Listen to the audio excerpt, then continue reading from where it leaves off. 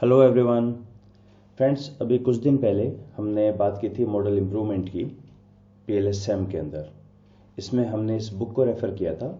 ये बुक है PLS-SAM by professor Hair, Hult, Ringle, Marko, Danks and Soumya Ray. और इस बुक के अंदर अगर हम इनके टेबल ऑफ कंटेंट्स के अंदर देखें, पेज नंबर 11 प्रॉब्ली, यस, तो स्ट्रक्चरल मॉडल चैप्टर नंबर 6, उसमें 6.5 मॉडल कंपैरिजन। और मॉडल कंपैरिजन में इन्होंने बात की है कि एक तो BIC इंडिकेटर है, एक इकाई के वेट है, और तीसरा CVPAT है। ये जो CVPAT है, इसको समझने के लिए हमें देखना पड़ता है ये पैकेज मैट्रिक्स PLS। मैट्रिक्स कैसे बनाते हैं, उसमें कैसे काम करते हैं। बेसिकली मैट्रिक्स PLS हमें चाहिए है हमारा मेजरमेंट और स्ट्रक्चरल मॉडल को डिफाइन करने के लिए, फिर हम CVPAT यूज करते हैं। तो एक बार इसको देखते हैं, और इसका एक शॉर्ट तरीका भी है जो अभी मेरे फ्रेंड मोहम्मद आमिर ने, जो पाकिस्तान से हैं, इन्होंने बताया कि ये CSAM पैकेज के अंदर भी है। आइए एक बार क्विकली देख लेते हैं। सबसे पहले हम मैट्रिक्स PLS CV टूल भी आपके पास होना चाहिए। मैं एक डाटा फाइल ले लेता हूँ, अटैच की हुई है मैंने। यहाँ पे डाटा फाइल मैं आपको दिखा देता हूँ। ये basically quality, loyalty, satisfaction, behaviour, intention, बस यही लिए हैं इसमें, और कुछ नहीं है। और इसको नाम को मैं छोटा कर लेता हूँ ताकि बार बार ये आएगा मेरे पास। तो इसका नाम मैंने जेड कर दिया है। जेड, अटैच जेड, पहले से अटैच है, नेम्स ये नाम से, ठीक है। अब हमें चाहिए मैट्रिक्स PLS। मैट्रिक्स PLS में हम डिफाइन करते हैं ऐसे, यानी ऊपर हम पढ़ेंगे क्वालिटी से सेटिस्फैक्शन। तो मैं आपको इसको एक्सेल फॉर्मेट में दिखाता हूँ। तो ये हमारा स्ट्रक्चरल मॉडल ऐसे डिफाइन किया जाता है PLS-PM में और मैट्रिक्स के अंदर। यानी सबसे पहले तो जितने हमारे डायगोनल हैं उनको जीरो कर लें, ये कंपलसरी पार्ट है, और ऊपर के सारे जीरो आते हैं कंपलसरी। हमें सिर्फ नीचे वाले में डिफाइन करना होता है, लोअर ट्रायंगुलर मैट्रिक्स में। अब पहले मैं काम कर रहा हूँ क्वालिटी लीड्स टू सेटिस्फैक्शन, ये कुछ नहीं है, और satisfaction leads to loyalty and the behaviour intention. तो यहाँ पे 1 का मतलब एरो है, और इसको पढ़ा जाएगा हॉरिजेंटली। तो मैंने यहाँ पे लिखा है क्वालिटी C0111, सेटिस्फैक्शन, लॉयल्टी, इनको R बाइंड कर दिया, कॉलम नेम्स दे दिए, तो यही चीज़ यहाँ बन गई है मेरी। फिर मैं एक तरीका है, ये मैं ऑलरेडी डिफाइन कर चुका हूँ, तो इनको हम क्विकली रन कर देते हैं। फिर मैंने मेजरमेंट मॉडल डिफाइन किया है।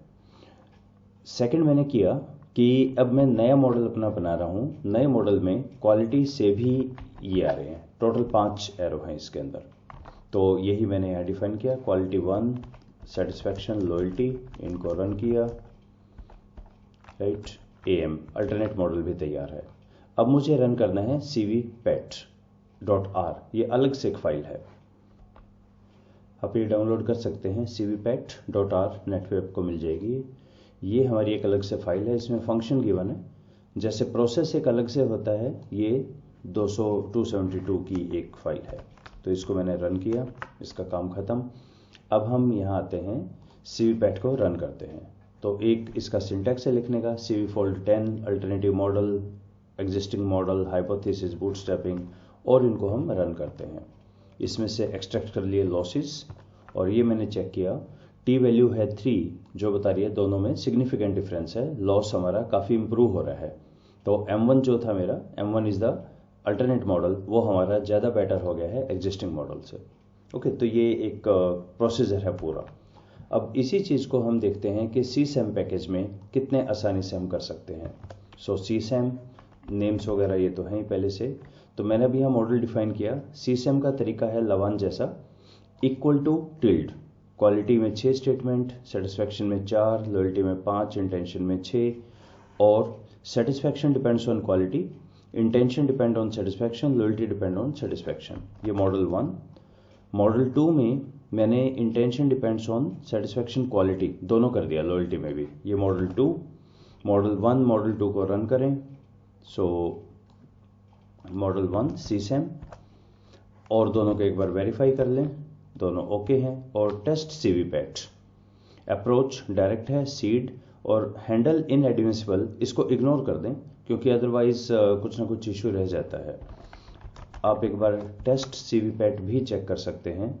यहाँ इन्होंने बताया है क्या क्या चीज़ें हैं। यहाँ दिया है कि हैंडल इन इसको कर दें, इग्नोर कर दें और फिर इसको रन कर दें।